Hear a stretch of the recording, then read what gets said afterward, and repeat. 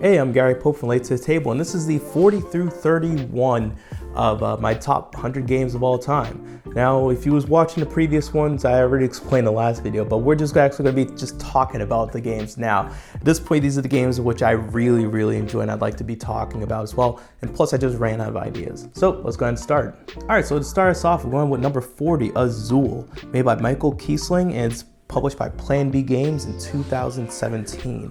Now, Azul is just an abstract game. That's the easiest way you can describe it, because once you start describing what you're doing in the game, it's hard to describe. And it's like, it just doesn't really make sense until you see it on the table. But Azul is one of those games in which you could easily see it in like any family's house, because just how simple it plays, how much fun it is, how like the replay value of the game is just so well up there.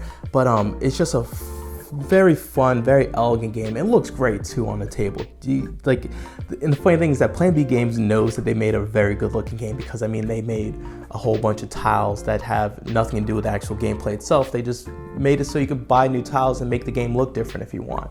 So good on them for doing that. But Azul is a fantastic game. If you're looking for a game to get for your family, that you just want like a little 20-30 minute game to play, Azul is definitely that one to get. Highly recommend it. That's number 40. And we got number 39, which is Dark Moon, made by Evan Derrick, published by Stronghold Games, was made in 2011. Now, Dark Moon, what it is is Battlestar Galactica Express. Now, the way the game works is like this, that there's two factions. There's the humans, and then there's the aliens or the disease, or I can't remember exactly what it is, but it's basically not humans. And what it is that the humans are basically trying to figure out which ones are the actual disease. Because if they could figure out who the disease are, then they could basically remove them from the game by taking away all their actions. They basically throw them into a jail cell, essentially. And if they could accomplish that, they could then repair the ship and they could go about their merry way. While the disease, they're just trying to destroy everything and ruin everything for the humans.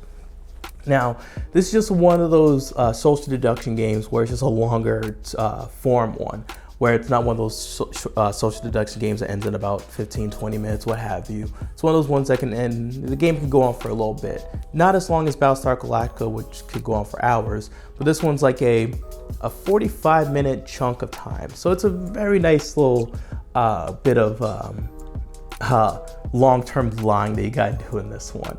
But what I like about Dark Moon so much is that it's just the right amount of mechanics in the game that makes it so that there are things to do, there are things to discuss and everything, but it's pulled back just enough that there's still a lot of ways you could lie in this game. So that's why I like Dark Moon so much. This game would actually probably be higher up on my list if I played it more. I don't play it that often. I think I've only played it for a total of maybe 8 times, 10 times, which is a very low number for me to play a social deduction game in general. Like usually when I like a social deduction game, I'll play that game like 40, 50 plus times minimum. But for me to play Dark Moon only like 8, 9, 10 times, that's a very low number count. But Dark Moon, number 39, highly recommended. And number 38, we have Sherlock Holmes Consulting Detective, made by Raymond Edwards, Suzanne Goldberg, Gary Grady, and it's published by Asmodee, and it was made in 1981. But Sherlock Holmes is the best way to describe that is a sandbox, choose your own story Sherlock Holmes game, in which all they really do is that they give you a bunch of different papers in this box. They give you like a newspaper to read. They give you a map of everything. They give you a book so you can read interactions if you go to certain places, and a directory and I think that's kind of it if I recall correctly. And you're just supposed to use these things to just figure out the mystery. And all they really start you off with the mystery is to say, hey, this guy got murdered in this place and you gotta figure out what happened. It's like, all right, so where do I start? Well, I don't know, the neighbor's right there, you can ask him. It's literally like that open-ended, and you just start piecing things together by going through the story, reading different things, and then understanding things as you go along. And it's just so well done. The only thing that bogs this game down is that there's just so many typos with like as wide open as this thing is, I'm not surprised, but it is still, this game's been around since what, 1981? And to this day, they still have a ton of typos whenever they make things. But I mean, they always do keep making new stories and new cases and things. So I can understand that, but it's just one of those things where if it didn't have typos, the game would be flawless. But I would highly recommend it. And what's really good about this game is that this is one of those games which I highly recommend for one, solo players, and two, for couples as well. I wouldn't bring this game out to a random game night, me personally. Doesn't mean that you can't do it, but it's just one of those games that just works perfectly for those situations. But I highly recommend it. I love it. Sherlock Holmes, Consulting Detective, number 38. Number 37 is going to be Mega Sieve, made by Flo De Han, John Rodriguez, Francis Treshman, and it's published by Pegaspiel and 999 Games, and it was made in 2015. Now, Mega Sieve is a civilization game that takes place over a span of an entire day, and it can have anywhere from like 6 to 16 players in it. And I've played it once. I believe I played this game once so far, maybe twice. No, I'm pretty sure it's been once. And in that game, it was a 13-player game. I think it was a 13-player game, and it lasted an entire day. And we didn't even finish it, if I recall correctly. We just had to call it at the end of the day because we just ran out of time. But it's a ridiculous game where you are doing everything when you could think of doing things related to a civilization building game. You are building your army. You are building your you're building your culture of your people and everything. You're going through random catastrophes that are going on all over the places. You're communicating with other teams and other countries and everything like that to see what's going on, figuring out things. You're then going through battles, you're fighting other players, and then you're also going through a very funny moment of the game where everyone gets up and everyone then just starts going through a random bidding phase where everyone just starts trading materials with everyone. And this lasts for like a few minutes every single round. And you do this for hours. You do this for an entire day, and it's a very fun experience. It's one of those day-long games where I feel like everyone needs to try out once. I'm just very fortunate that I can almost kind of play whenever I want to because a guy that owns a game in my area, he literally plays it every single month. I'm not joking. There's a group for it and they play literally every single month. But I actually was gonna play it last week and I got sick, hence eating all these cough drops. But anyways, that's number 37, Mega Sieve. Number 36 is going to be Splendor, made by Marc Andre and is published by Space Cowboys in 2014. Now, Space Cowboys got so lucky with this game because they found their what's it called? Green Grail game, their Grail game, their good game. They found their good game, whatever it is, and practically when they started their company. But Splendor, what is Splendor? Splendor is a quintessential engine building game in which what you're doing is you are picking up these poker chips which represent resources, and then you're using them to buy gems, and these gems then allow you to then spend, they count as the resource that you're getting, and you're then allowed to then buy more gems. And because you have gems in your like tableau, like in your engine, you can then buy more gems to then add to more of your gems. It doesn't make sense, you'd have to see it. But anyways, but that's basically what the game is, and you're just basically trying to get 15 points. The first player to get 15 points essentially starts the game ending phase, and whoever has the most points in the end of the game wins. But the funny thing about Splendor is I did not like it that much when I first played it. It was an okay game, and then over the years it stayed an okay game. But then there was a tournament that I needed to go to 2 years ago down in Florida for Extra Life, and then I got the app for Splendor. And now this is one of those, I'm gonna put a caveat on this one, where if it wasn't for the app, this would not be on my top 100 list. But yeah, I started playing the game on the app and I became addicted to the strategy of the game. I tried finishing the game as quick as possible, trying to get as many points as I can. I started noticing what things were worth buying, what things were not worth buying. I started noticing all these little details in the game, which made the game opened up to me, I guess the best way to put it. And then I fell in love with the game at that point. It since has dropped because this like skyrocketed to like one of my favorite games. And it slowly has trickled back down and dropped. But then also playing in a tournament with other people that play the same way, it was a ton of fun. So if Splendor has never been your thing, I would highly recommend trying it out on the app and just putting yourself in a tournament environment of it. And that might change your mind, because putting games in tournament environments actually changed it for myself, at least a couple other titles. But yeah, that's number 36, Splendor. Now number 35 is going to be Gizmo, made by Phil Walker Harding, and it's published by Sieve Games. It was made in 2018. Now, funny thing is that Gizmo, following after Splendor, is another engine builder, and it's an engine builder where you're literally building an engine. So what you're doing is that you're getting these little marbles, which counts as resources, and you're using them to buy parts. And when you're building your Gizmo, you're putting all your parts together, they trigger other actions. So essentially, whatever things that they can do, for example, if you bought something that allowed you for whenever you picked something, you could then pick another thing. And then you have another part that says whenever you pick something that's blue, you can then pick another thing.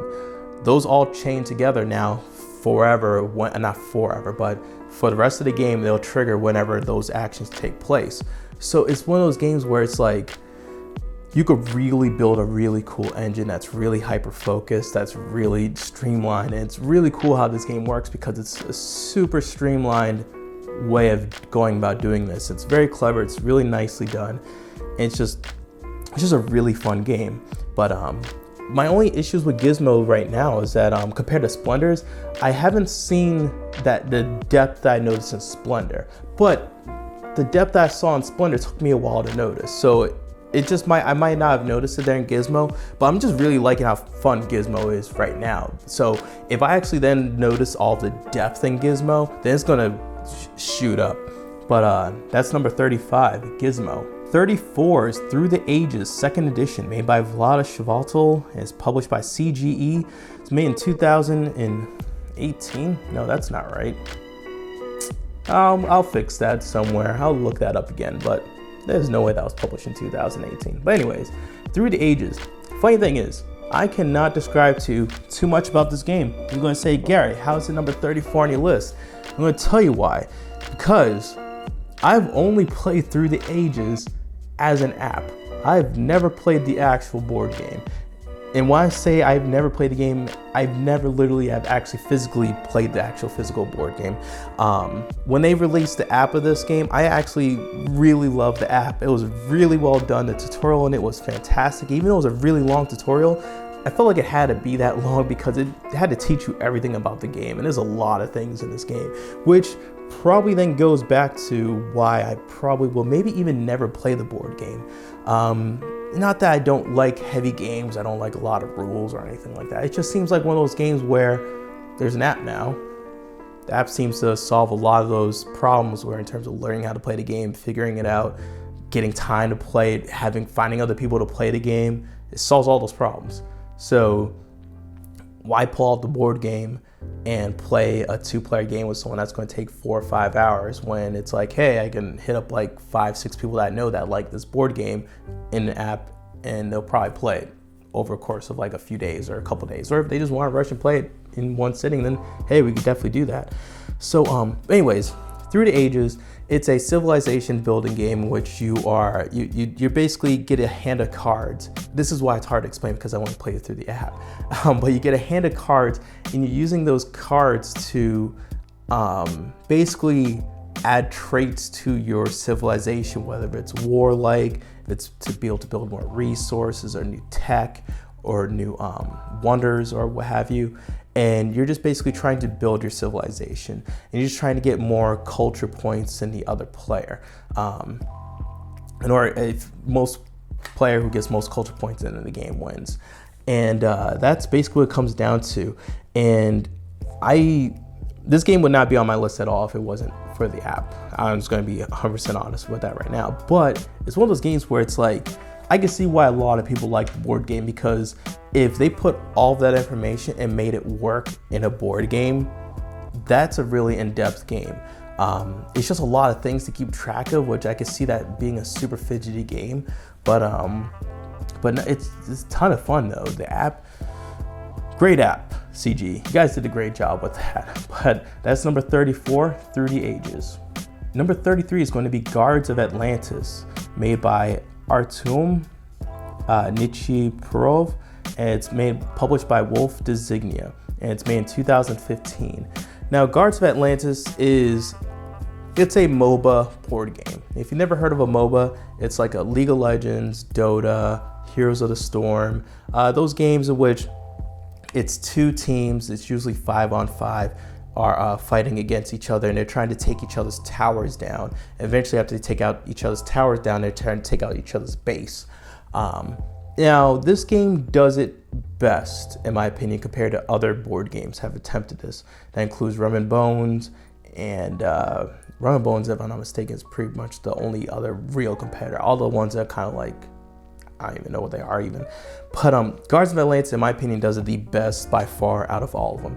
And the reason why is it does many of the things right that it's supposed to do right in a MOBA game. For one, in Rum and Bones, it says it's a multiplayer game, but they did the same thing as like a Star Wars Rebellion did, where it's like, hey, you can play this with more players, but we're just going to give you guys each half of the actions you normally would have. And it's like, well, so why would I want to play a fighting game, like a fighting video game with instead of like having my own controller, I only use half a controller.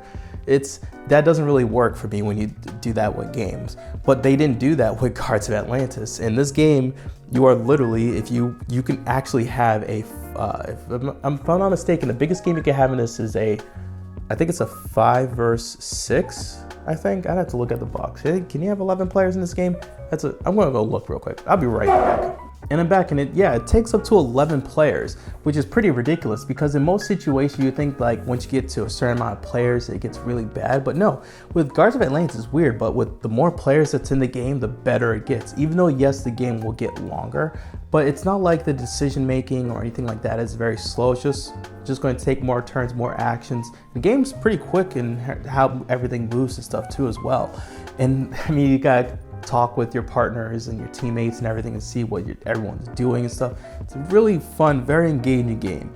But I love Guards of Atlantis. I'm a huge MOBA fan. I played League of Legends for years, and even before then I was playing Dota for years. So I'm not one of those kind of people where I know what MOBAs are, but I don't actually play them. I love playing MOBAs, so that's why Guards of Atlantis to me is the favorite. It actually has a team mechanic, like you actually are working with other people, and it's very well done.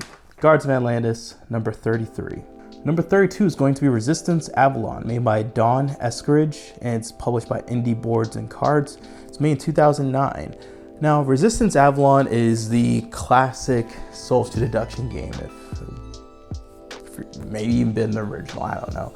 But basically what it is that it's two teams, red team and the blue team, the spies and the resistance, or the resist, I don't even know at this point. It doesn't matter. All it is that there's good guys and bad guys.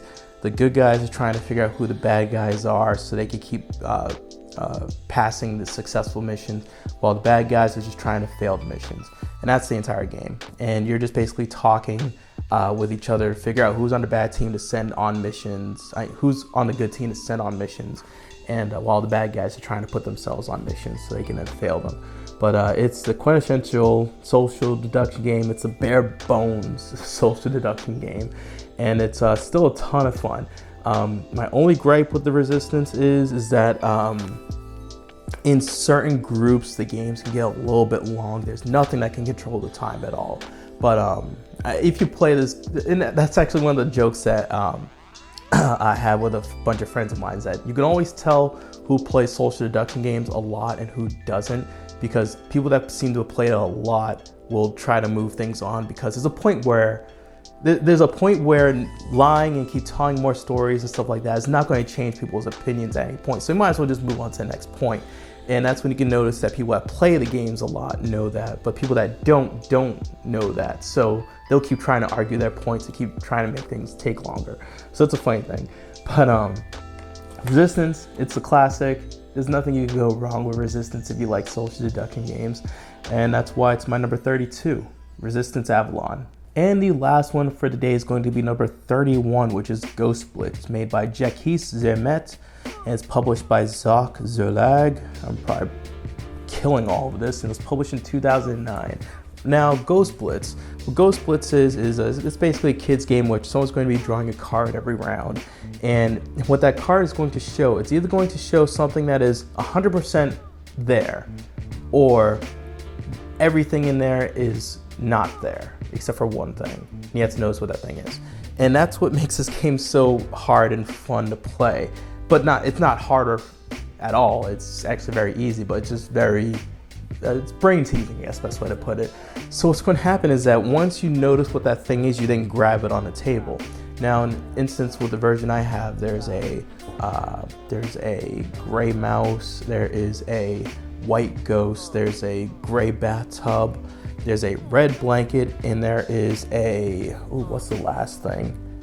Ooh, I'm forgetting what the last thing is. I'll probably put a picture of it right here. Anyways, there's going to be those 5 things in the middle of the table, and once someone knows that they're trying to grab it, the first person who grabs it wins. Around, they get the point, they get the card. And it's just a fun, simple, dumb game. I bring this one out to bar nights all the time. I bring it out to nights where if people don't know anything about board games at all, I bring this out to them all the time. And it works not all the time, but it works very well.